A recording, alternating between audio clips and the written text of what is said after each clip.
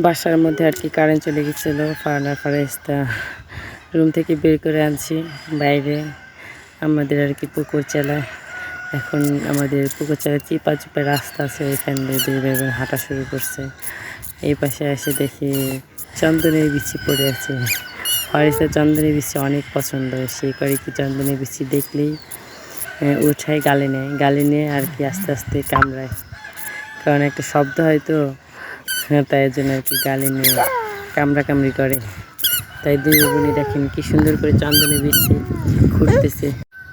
উঠাই সেরেই সে আর কি গালে নিতে যাচ্ছিলো। আমি বললাম আব্বু এটা এটা খায় না, তাই আর কি আমি বলতেছি ফারানিটা ফেলাই দাও। সে দেখেন ফেলানোর ভান করতেছে কিন্তু ফেলাচ্ছে না। সে এমন ভান করতেছে যে সে চ্যাঙাই দিয়ে ফেলাই দিচ্ছে কিন্তু ফেলা দেবে না। দেখেন উঠাই গালে নিতে যাচ্ছিলো।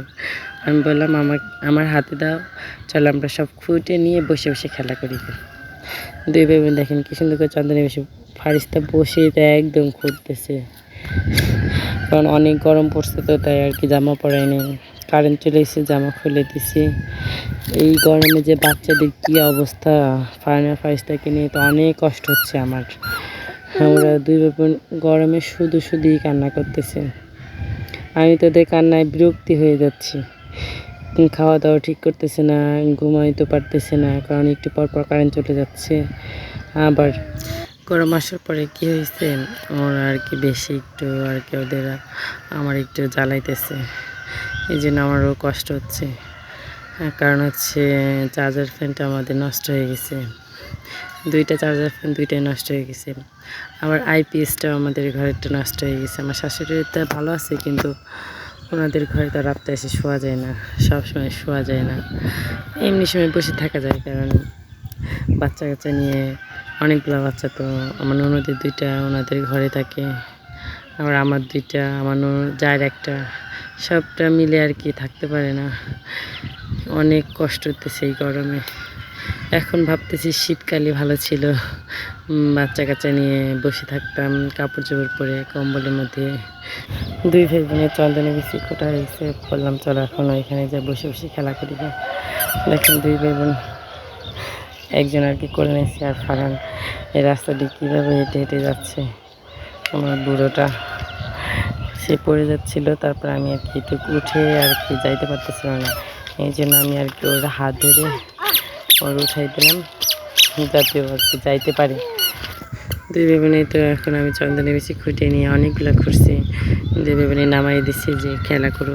খেলা তো করতেছে না, দেখেন মাঝখান থেকে এসে স্বামীর ধরছে বেলে ফারাইস্তার রায় গ্যাস সব চন্দনে বেশি হাত দিয়ে করতেছে, ফেলাই দিচ্ছে, আর স্বামীরকে মার দিল। দেখেন কীভাবে একটু পরে স্বামীরা এসে ফারাইস্তার দেখেন কীভাবে মার দেয়। এদের নিয়ে যে কী করবো, একটা জিনিস খেলাইতে দিলে তাদের কারো ধরা যাবে না, মারামারি শুরু করে দেয়। এই যে হচ্ছে এদের বড় পালন, দেখেন কীভাবে মারে। আর এই পাশ থেকে তার বোনের মারছে, ফারান করছে কি স্বামীর দুই মাথায় আর কি মারতেছে, তার বোনের মারছে।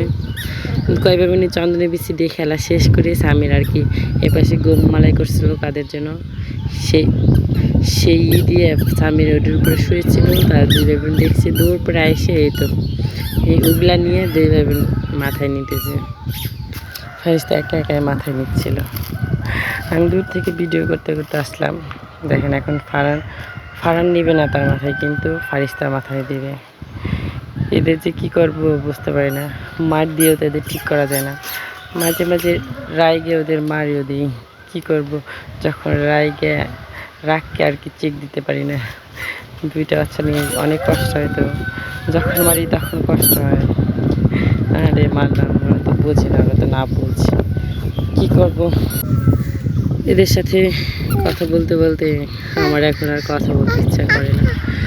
মাঝে মাঝে ওদের বলি যে তোরা আর আমার কথা বলাস না, আমার এখন ভালো লাগতেছে না। ওরা যদি বুঝতো তাহলে তো হইতোই। সবাই ভালো থাকবেন, সুস্থ থাকবেন, ফারান ফারাইস্তার জন্য দোয়া করবেন যে